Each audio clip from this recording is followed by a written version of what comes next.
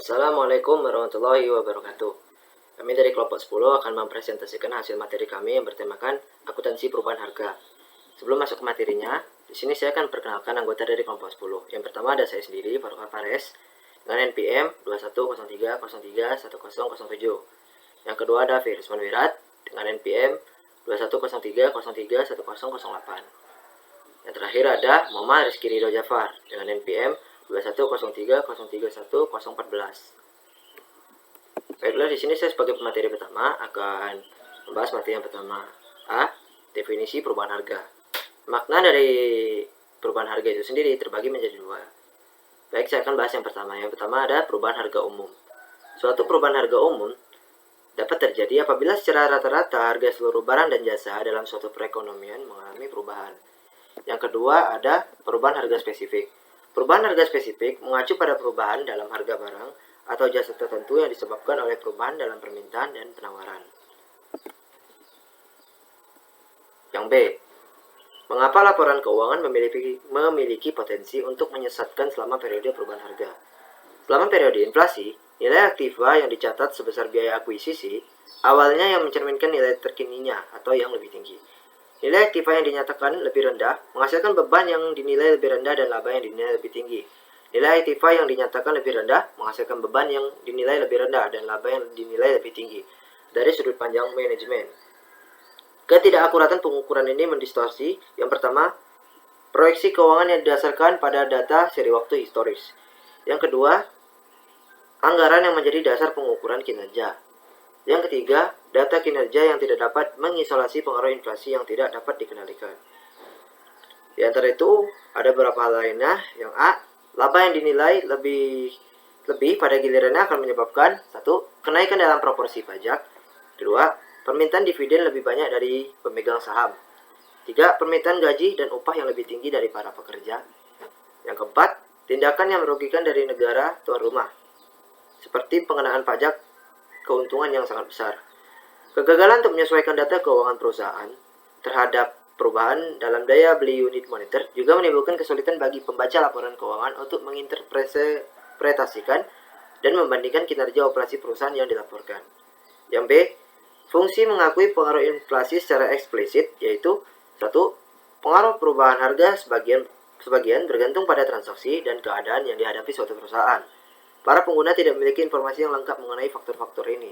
Yang kedua, mengelola masalah yang ditimbulkan oleh perubahan harga bergantung pada pemahaman yang akurat atas permasalahan tersebut. Pemahaman yang akurat memerlukan kinerja usaha yang dilaporkan dalam kondisi-kondisi yang memperhitungkan pengaruh perubahan harga.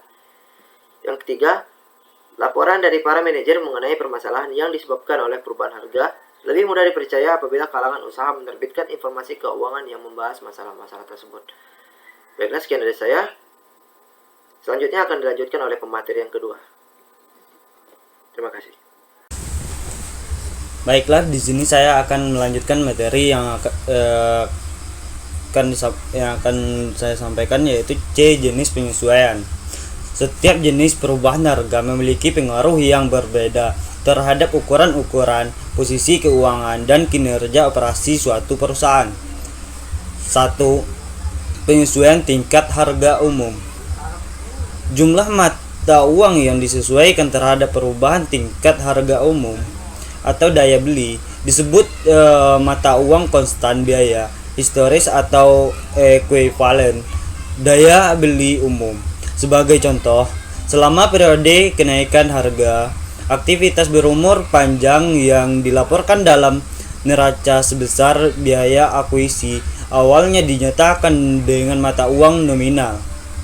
Apabila biaya historisnya tersebut dialokasikan terhadap laba periode dalam bentuk beban depresiasi pendapatan yang mencerminkan daya beli kini ditandingkan dengan biaya yang mencerminkan daya beli yang lebih tinggi dari periode terdahulu saat aktiva tersebut dibeli.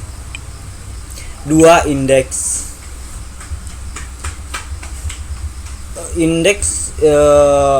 yaitu harga, ada harga perubahan tingkat harga umum biasanya diukur dengan tingkat harga. Suatu indeks harga adalah rasio biaya. 3. Penggunaan indeks harga. Angka indeks harga digunakan untuk mentranslasikan jumlah uang yang dibayarkan selama periode terdahulu menjadi ekuivalen daya beli pada akhir periode. Angka-angka tingkat harga yang disesuaikan tidak mewakili biaya kini. Pos-pos yang dimaksud atau angka-angka tersebut masih merupakan biaya historis. Angka-angka biaya historis hanya disajikan ulang dalam unit pengukuran yang baru. 4. Penyesuaian biaya kini. Model biaya kini berbeda dengan akuntansi yang konvensional dalam dua aspek utama. Pertama, aktiva tetap dinilai berdasarkan biaya kini dan bukan biaya historis. Kedua, laba adalah jumlah sumber daya yang dapat didistribusikan oleh perusahaan dalam suatu periode tanpa memperhitungkan komponen pajak, namun tetap dapat mempertahankan kapasitas produktif atau modal fisik perusahaan. D. Sudut pandang internasional terhadap akuntansi inflasi. Berbagai negara telah mencoba metode inflasi yang berbeda.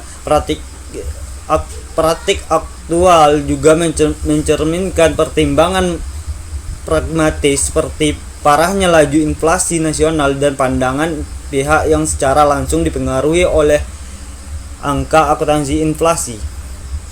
1. Amerika Serikat. Pada tahun 1979, FSAB mengeluarkan pernyataan standar akuntansi keuangan Statement of Financial Accounting Standard SFAS nomor 33 berjudul Pelaporan Keuangan dan Perubahan Harga.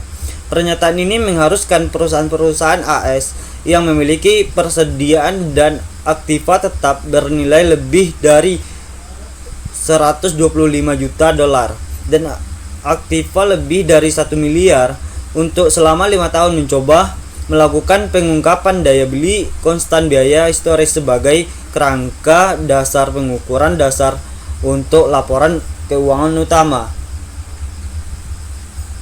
2. Inggris. Komite Standar Akuntansi Inggris, Accounting Standard Committee ASC, menerbitkan pernyataan standar praktik akuntansi 16, Statement of Star Accounting Practice SSAP 16. Perbedaan SSAP 16 dengan SFAS 33 yaitu apabila standar AS mengharuskan akuntansi dolar konstan dan biaya kini, SSAP 16 mengadopsi hanya metode biaya kini untuk pelaporan eksternal. Yang kedua, apabila penyesuaian inflasi AS berpusat pada laporan laba rugi, laporan biaya kini di Inggris mewajibkan baik laporan laba rugi dan neraca biaya kini berserta pencatatan penjelasan standar di Inggris memperboleh 3 pilihan pelaporan.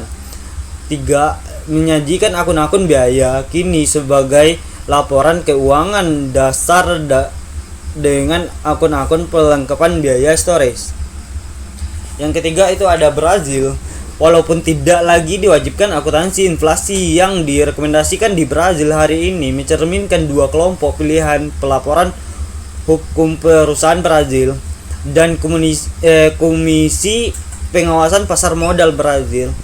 Penyesuaian inflasi yang sesuai dengan hukum perusahaan menyajikan ulang akun-akun aktiva, permanen, dan ekuitas pemegang saham yang menggunakan indeks harga yang diakui oleh pemerintah federal untuk mengukur devaluasi mata uang lokal.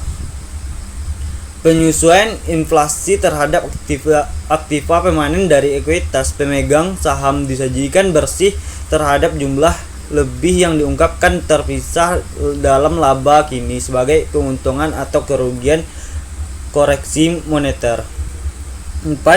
Ada Badan Standar Akuntansi Internasional atau bisa disebut dengan IASB. IASB tersebut telah menyimpulkan bahwa laporan posisi keuangan dan kinerja operasi dalam mata uang lokal menjadi tak berarti lagi dalam satu lingkungan yang mengalami hiperinflasi. Secara khusus, laporan keuangan suatu perusahaan yang melakukan pelaporan dalam mata uang perekonomian hiperinflasi apakah didasarkan pada kerangka penilaian biaya historis atau biaya kini harus disajikan ulang sesuai dengan daya beli konstan pada tanggal neraca. Aturan ini juga berlaku untuk angka terkait dalam periode sebelumnya. Keuntungan atau kerugian daya beli yang terkait dengan posisi kewajiban atau aktiva moneter bersih dimasukkan ke dalam laba kini perusahaan. Aktiva moneter bersih dimasukkan ke dalam laba kini. Baiklah, mungkin itu yang saya presentasikan. Selanjutnya akan dilanjutkan sama teman saya materi selanjutnya. Baik, di sini saya akan melanjutkan materi yang ketiga, yaitu keuntungan dan kerugian. Yang pertama ada inflasi, yaitu perlakuan keuntungan dan kerugian pos-pos moneter atau yaitu kas, piutang, dan utang. Tergolong kontroversial penelitian kami terhadap praktik di berbagai negara mengungkapkan perbedaan yang penting dalam hal ini. Di Amerika, keuntungan dan kerugian pos-pos moneter ditentukan dengan menyajikan ulang dalam dolar konstan, saldo awal dan saldo akhir. Yang kedua ada kepemilikan. Akuntansi untuk biaya kini membagi total laba menjadi dua bagian. Yang pertama ada laba operasi, yaitu perbedaan antara pendapatan kini dan biaya kini sumber daya yang dikonsumsi. Yang kedua ada keuntungan yang belum direalisasi yang imbul, dan kepemilikan aktiva non moneter dengan nilai pengganti yang meningkat bersamaan dengan inflasi. Terus yang selanjutnya ada akuntansi untuk inflasi di luar negeri, yaitu jika suatu perusahaan mempertahankan kapasitas produksinya, baru ada satu dividen masa depan yang dapat dipertimbangkan. Menyajikan ulang akun-akun perusahaan luar negeri dan domestik menjadi ekuivalen. Harga kini akan menghasilkan informasi yang relevan dengan keputusan. Para investor memberi perhatian terhadap potensi perusahaan untuk menghasilkan dividen. Yang selanjutnya saya akan membacakan kesimpulan yaitu dapat disimpulkan bahwa perubahan harga dibedakan antara pergerakan umum dan pergerakan harga spesifik. Kegagalan untuk menyelesaikan data keuangan perusahaan terhadap perubahan dalam daya beli unit moneter juga menimbulkan kesulitan bagi pembaca laporan keuangan untuk menginterpretasikan dan membandingkan kinerja operasi perusahaan yang dilaporkan. Penyelesaian inflasi dibedakan menjadi dua metode, yaitu penyelesaian tingkat harga umum dan penyelesaian harga kini. Itu tadi penampilan presentasi dari kelompok kami. Bila ada yang kurang paham atau kurang jelas bisa ditanyakan. Sekian, terima kasih. Wassalamualaikum warahmatullahi wabarakatuh.